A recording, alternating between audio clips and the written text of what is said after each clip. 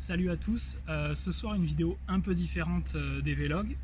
J'ai décidé, suite aux commentaires que j'ai eu pour dire quel club joues-tu, quelle est la compo de ton sac, de faire une vidéo dédiée à mon sac. Vous présenter l'intégralité des clubs, pourquoi je les ai choisis et pourquoi je joue cette config là. Donc on va commencer par le bas du sac, on va dire, par le putter, et on finira sur le driver. Donc le putter, j'ai changé en juillet 2019, j'ai eu la chance de gagner un concours journal du golf et donc d'aller jouer le Pro-Am du Vaudreuil, et le matin j'ai eu un fitting avec l'équipe Callaway que j'avais pu déjà rencontrer l'année d'avant, je vous l'expliquerai sur les fers, et donc de fitter un putter. Donc je joue l'Exo 7 de chez Callaway avec le shaft Stroke Lab. Donc le gros avantage de ce shaft, ça va être la partie tout en graphite en haut, qui en fait donne plus de poids en tête, ce qui fait que ça c'est quelque chose que j'aime vraiment beaucoup.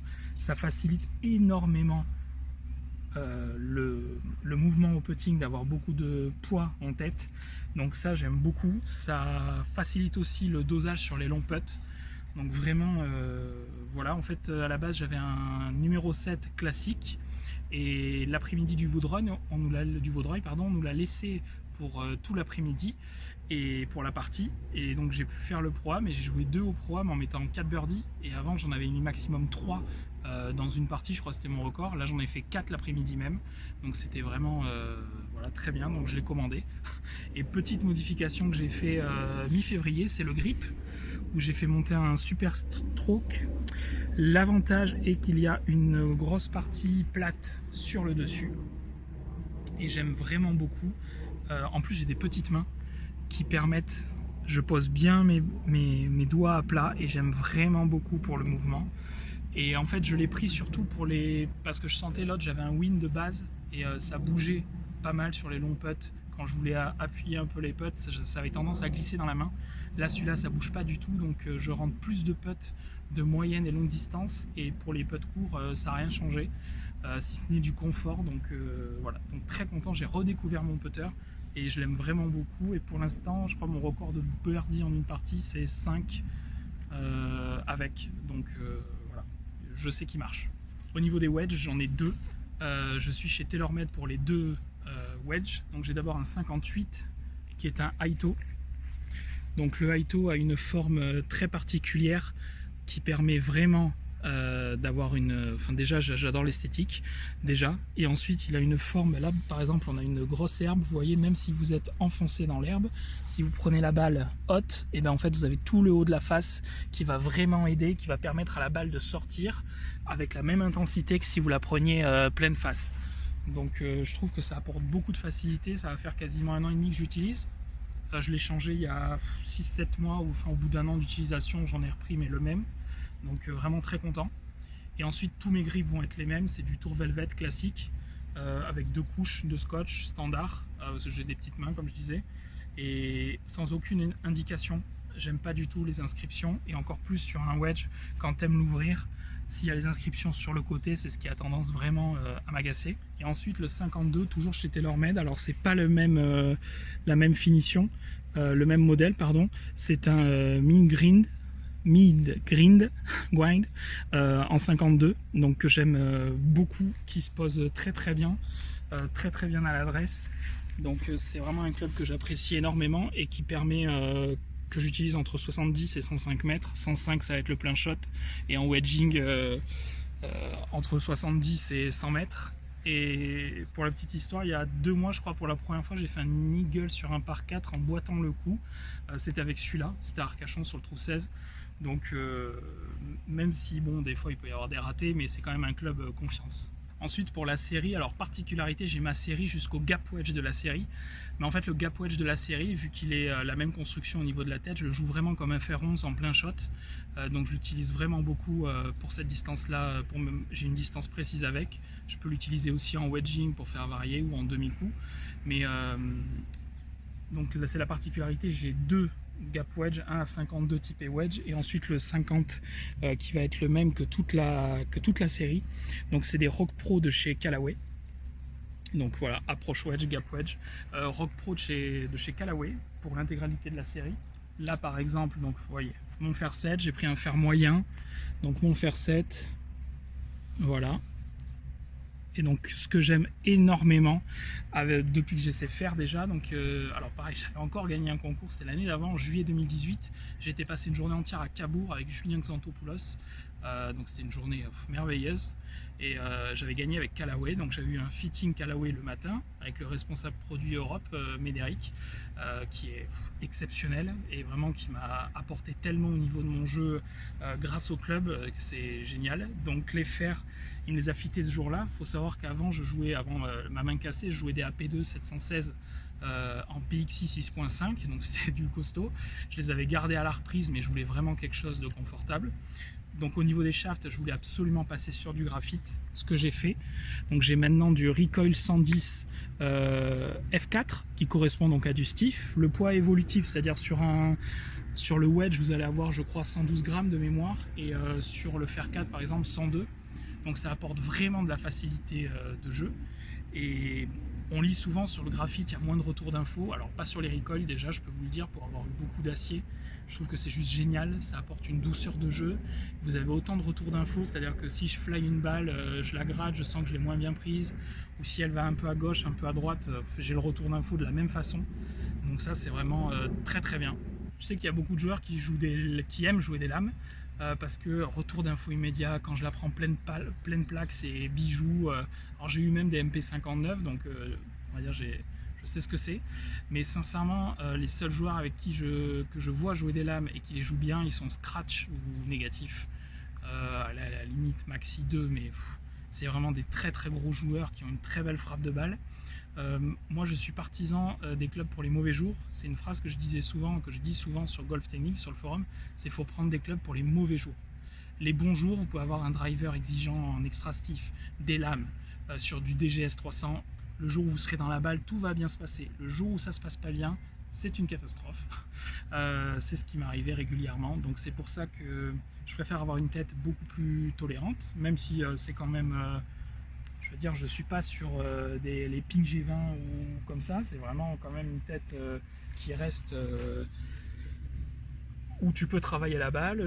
D'ailleurs, je la travaille avec, donc j'en suis vraiment très content, et surtout, je connais mon yardage précis, je sais mon demi-coup, le plein coup, dans le vent, enfin voilà, je vais savoir vraiment les utiliser, et le jour où je suis moins en forme, et ben, ça t'évite de faire une grosse catastrophe, parce qu'au lieu de perdre peut-être 10 mètres avec un MP59 comme j'avais, ben là tu en perds moins malgré tout. Donc des clubs pour les mauvais jours, je pense que voilà, c'est une bonne option.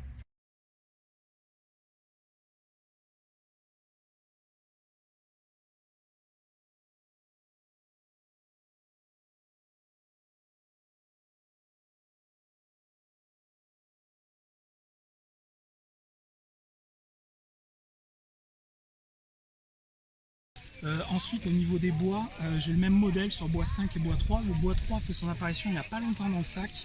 Alors le bois 5, je l'ai pris pareil suite à la journée où j'avais fait mes fers il y a 1 an et demi. Donc c'est un Epic. Désolé, ils ont joué tout à l'heure, l'état n'est pas aussi beau que j'aime. Mais bois 5, donc en 18 degrés, j'ai tout laissé en standard. Tout est en standard, absolument tout. Avec un shaft, alors ce shaft il a une histoire, je suis amoureux en fait. C'est un Aldila Tour Green. Donc en fait je joue ça depuis...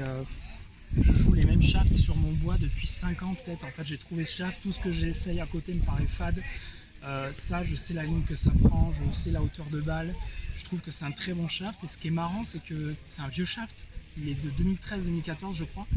Et vous avez Yon Ram qui l'a encore sur son driver par exemple, vous avez Dubuisson qui l'a utilisé très longtemps, Lee Westwood sur son hybride il a ça. Donc à mon avis c'est pas anodin qu'un vieux shaft reste autant dans des sacs. Moi je le trouve vraiment excellent, donc je le joue en stiff. Et ensuite j'ai exactement le même au niveau de mon bois 3.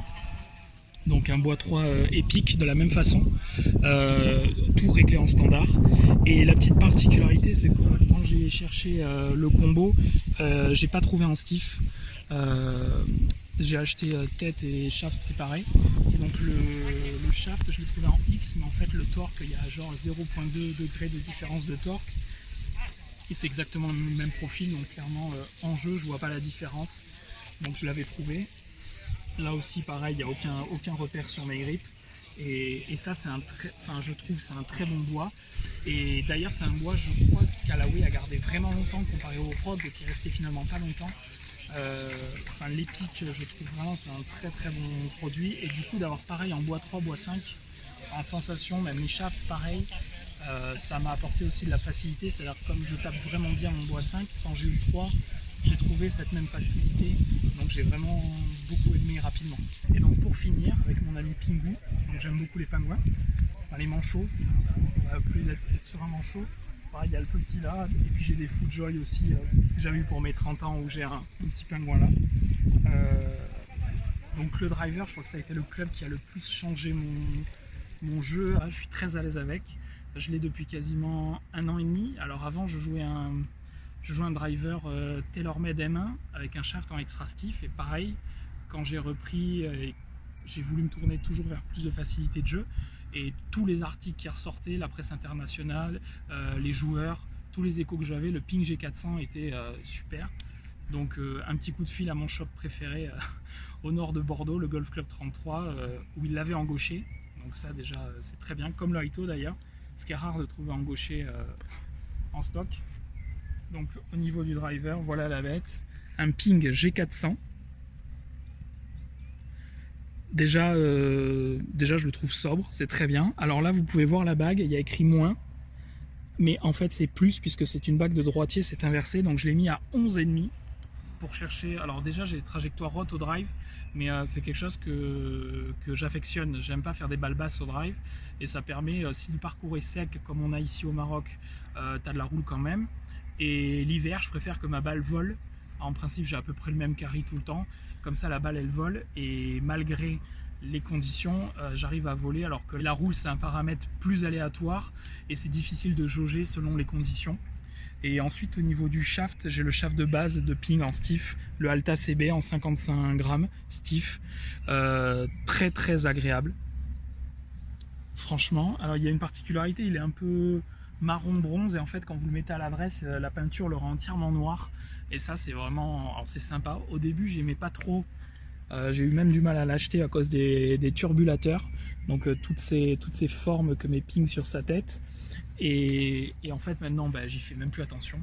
Mais clairement c'est club confiance, je fais même plus de démo ou de tests de drive parce que je suis tellement à l'aise avec, j'ai zéro envie d'en changer. Ça va faire 1 an et demi. Avant je changeais beaucoup mes clubs, ceux qui me connaissent le savent. Je pense que j'ai fourni la moitié des gauchers golfeurs en France. À peu près je pense. Même s'il y a des gauchers qui regardent cette vidéo, ça se trouve ils vont se dire tiens, et oui il y a 5 ans je lui ai acheté un club. Mais là celui-là non, il reste dans le sac, et je pense même que le jour où il sera vraiment usé, parce que là vous voyez après la face elle tient plutôt bien, c'est une face forgée, mais voilà. Mais le jour où il sera usé, je pense j'en chercherai une neuve ou très récente en occasion, mais je reprendrai le même, c'est certain. Et là encore vous voyez les grippes, j'ai pas d'inscription parce que j'aime vraiment, comme je disais, des fois et sur des mises en jeu je vais faire un draw, des fois un fade, ou quand je veux faire une balle très droite, mais j'aime vraiment pas les inscriptions qui gênent. Donc voilà. Comme vous avez pu le voir, la ligne directrice de mon sac c'est la facilité de jeu, parce que comme je dis, faut des clubs pour les mauvais jours. Ceux-là, je sais qu'ils fonctionnent. Je fais des bons scores avec, depuis que j'ai arrêté de changer, des meilleurs scores. Je sais comment on va voler ma balle, je sais comment faire tourner mes balles avec. Enfin, je suis à l'aise avec mes clubs, je sais qu'ils marchent, puisque le premier vlog où j'ai joué 68 à Arcachon, où j'avais fait 69 avant, début octobre à Arcachon, c'était avec ces clubs-là, donc j'ai confiance en eux. Si ça marche pas, je sais que ça vient de moi, pas d'eux.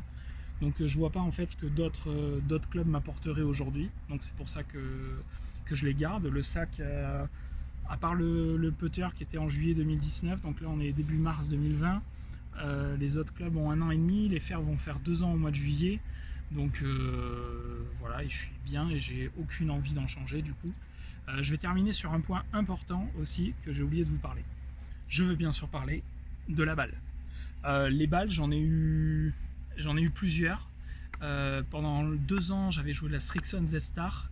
Et quand ils ont changé de modèle une année, je trouvais que, surtout dans le vent, ça marchait un peu moins bien. J'ai eu la Callaway Chrome Soft ensuite. Et pareil, en fait, les jours de grand vent, c'était avant l'étude My Gold Spy, donc c'est marrant parce que c'était un peu ce qui était ressorti de leur étude. Dans le vent, ça tournait vraiment des masses. Donc quand j'ai décidé de changer, j'ai pris la Inesis Tour 900 que j'ai beaucoup aimé, le côté à tout niveau, vraiment de tous les côtés, j'ai aimé cette balle. Et en fait, j'ai fait une commande ensuite de 2/12e, et quand elles sont arrivées, ce n'était pas les mêmes, et j'ai mis du temps à savoir, à voir les réponses de Decathlon. Et en fait, il s'est trouvé qu'ils avaient changé de version, mais moi j'ai moins aimé, clairement. L'aspect plus blanc, et puis surtout dans la balle avant, moi j'aimais bien un peu de douceur, et là elle était vraiment sur les chips, c'était très sec, donc alors elle est très très bien, mais moi j'aimais moins. Donc du coup je suis passé depuis quasiment un an à la Pro V1 de chez Titleist. Donc clairement j'en suis très content. Dans le vent ça bouge pas. Quand ça tient la ligne, même dans le vent, il n'y a aucun problème. Sur les chips, je sais comment elle va réagir. C'est stable, c'est vraiment une balle que j'aime beaucoup. Et pareil au niveau des fers, c'est-à-dire que c'est pour vraiment les profondeurs, la balle je la maîtrise, je suis très à l'aise avec maintenant. Donc j'ai pas envie d'en changer non plus. Alors des fois oui, on lit les commentaires, elles sont chères, comme d'autres balles, mais je les commande sur des sites souvent en Angleterre. Et souvent tu as des grosses promos genre sur l'année d'avant. Alors bon, une balle blanche, que ce soit l'année d'avant, c'est pas non plus les évolutions de l'année quand ils changent une nouvelle balle, quoi qu'ils en disent. Surtout la Pro V1 qui reste quand même assez linéaire, parce que c'est un modèle qui est très vendu. Donc souvent les modèles de l'année d'avant, vous les trouvez à des prix vraiment corrects, au prix auquel on peut retrouver d'autres concurrentes. Donc ça permet de jouer de la balle vraiment premium. Donc personnellement j'aime beaucoup. Et aussi j'en joue parce que, point qui rejoint le choix du driver, je perds beaucoup moins de balles qu'avant. Quand je perdais beaucoup de balles, même l'hiver, je le passais à la tour spéciale. Maintenant la balle, là j'ai fait deux 18 trous en vacances. Vous allez voir un vlog je pense avant que je mette en ligne la compo du sac, et un autre après. Et je crois que c'est la même balle sur les deux vlogs. Enfin j'ai pas perdu de balle je crois. Donc ça aussi, ça me permet de me dire ok, je peux jouer une balle un peu plus chère parce que j'en perds beaucoup moins que ce que je perdais avant. Écoutez, j'espère que ça vous a plu la compo du sac. Si vous avez des questions ou des idées, des commentaires, n'hésitez pas, mettez, je répondrai à tout. Et j'espère que ça vous a plu, même si c'est différent d'un vlog, pour voir ce que je joue, pourquoi je joue, et comme ça peut-être de mieux apprécier les vlogs futurs en sachant ce que j'ai et pourquoi j'ai choisi tout ça. Écoutez, merci beaucoup, et puis je vous dis à très vite pour des nouvelles vidéos. Merci encore, n'hésitez pas à liker les vidéos ou à vous abonner. Merci.